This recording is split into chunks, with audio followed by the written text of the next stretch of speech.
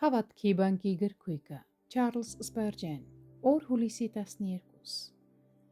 Տերը գիտե աստվածապաշտներին փրկել փորձանքից և անիրավներին պահել դատաստանի օրվա համար որ տանջվեն։ Երկրորդ Պետրոս 2:9 խոսք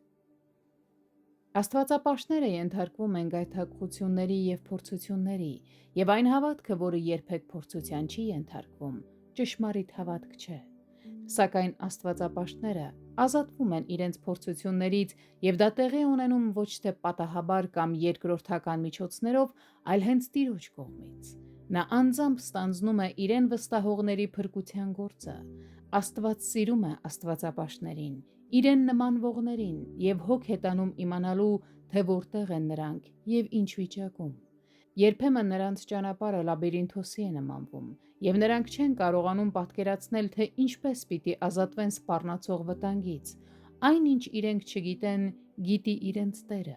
Նա գիտի ում ազատել, երբ ազատել և ինչպես ազատել։ Նա ազատում է այնպիսի կերպով, որն առավել օգտակար է աստվածապաշտների համար, առավել կործանարար փորձիչի համար և առավել փառավոր իր համար։ Մենք կարող ենք ինչպեսը թողնել Տիրոջ հայեցողությանը և ուրախանալ այն փաստով, որ նա այս կամ այն կերպ իր ժողովրդին կանցկացնի այս մահկանացու կյանքի բոլոր վտանգների, փորձությունների և գայթակղությունների միջով, մինչև իր աջ կողմը, իր փառքի մեջ։ Եկեք այսօր ոչ թե թափանցենք մեր Տիրոջ գաղտնիքների մեջ, այլ համբերությամբ սպասենք նրա ժամանակին, իմանալով սա, որ թեև մենք ոչինչ չգիտենք, մեր երկնավոր Հայրը ամեն բան գիտի։